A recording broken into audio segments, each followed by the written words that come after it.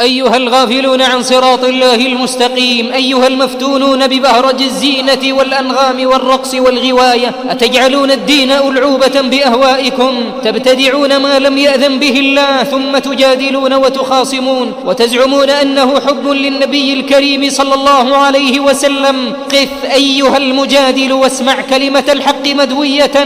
إن الحب طاعة واتباع، لا غناء ولا طبل ولا رقص ولا بدع تضل القلوب. أعيادنا اثنان لا ثالث لهما، عيد الفطر وعيد الأضحى، فلماذا لا تزينون بيوتكم لهذين العيدين الشرعيين؟ ولماذا لا تظهرون الفرح المشروع كما أمر الله جل وعلا؟ ولكنكم إذا جاء عيد المولد البدعي أقمتم الأسواق وعلقتم الزينات وجعلتموه موسما للرقص والغنى. أفبهذا تحبون نبيكم صلى الله عليه وسلم؟ والله ما كان رسول الله صلى الله عليه وسلم يرقص يوم مولده، ولا أمر أصحابه بزينة ولا غناء ولا أناشيد تخالطها المعازف والبدع. والله ما احتفل أبو بكر ولا عمر ولا عثمان ولا علي ولا أحد من خيار القرون المفضلة، فمن أنتم حتى تحسنوا ما تركوه وتستحسنوا ما لم يأمروا به؟ أليس رسولكم صلى الله عليه وسلم قد قال: من أحدث في أمرنا هذا ما ليس منه فهو رد، كل بدعة ضلالة وكل ضلالة في النار. أفبعد هذا تجادلون؟ أفبعد هذا تصرون على أن الحب غناء ورقص ومواسم للهو واللعب؟